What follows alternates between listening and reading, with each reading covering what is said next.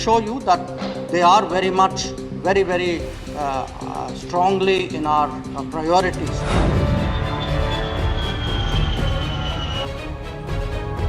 Allowed to get a visa. No, we are trying to facilitate that. I understand family members who are in Doha have been able to go there, and we are trying to facilitate those who are here to go.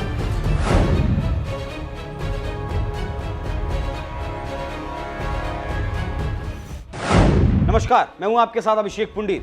Qatar में भारतीय नौसेना के 8 अधिकारियों को जब से मौत की सजा सुनाई गई है तभी से दिल्ली का दिमाग गर्म है और मोदी से लेकर जयशंकर तक सभी ने कूटनीति के सारे दरवाजे खोल दिए। इसी बीच विदेश मंत्री एस जयशंकर ने फांसी पाए परिवार लोगों से मुलाकात की, उनसे बात की और क्या कुछ बात की इस रिपोर्ट में देखिए।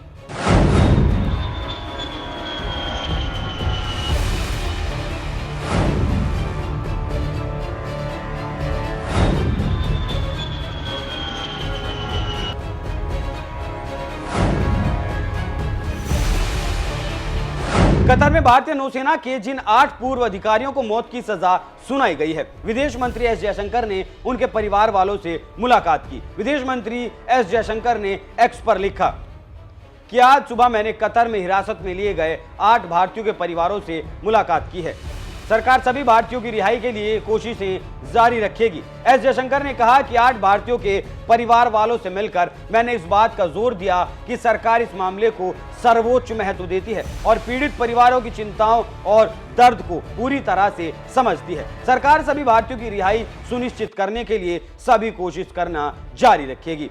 हम उस संबंध में परिवारों के साथ निकटता से समन्वय करेंगे। इससे आप समझ सकते हैं कि भारतीयों की रिहाई करवाने के लिए सरकार क्या कर रही है। जानकारी देते चलें कि कतर की कोर्ट ने भारतीयों को सजाए मौत की सजा दी है और इस फैसले पर भारत ने हैरानी जताई है और कहा है कि हम कतरी कोर्ट के इस फैसले का विरोध करते हैं। आपको जानकारी होगी कि पिछले साल अगस्त में कतर अधिकारियों ने इजराइल के लिए जासूसी करने के आरोप में इन भारतीयों को गिरफ्तार किया था और बाद में उन्हें जेल में डाल दिया था। भारत सरकार तभी से उनको राजनयिक मदद भी प्रदान कर रही है।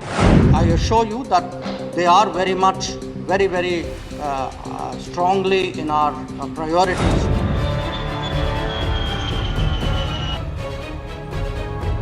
Allowed to get a visa. No, we are trying to facilitate that. I understand family members who are in Doha have been able to go there, and we are trying to facilitate those who are here to go.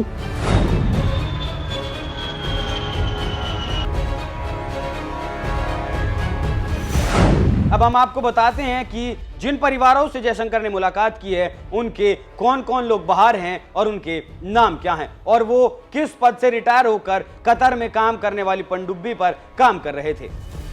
पूर्व captain Navtej Singh Gill, पूर्व captain Saurabh Vashishtha, पूर्व commander Purnendu Tiwari, पूर्व captain Virendra Kumar Verma, पूर्व commander Sugunakar पकाला, पूर्व commander Sanjeev Gupta, पूर्व commander Amit Nagpal, पूर्व नाविक रागेश।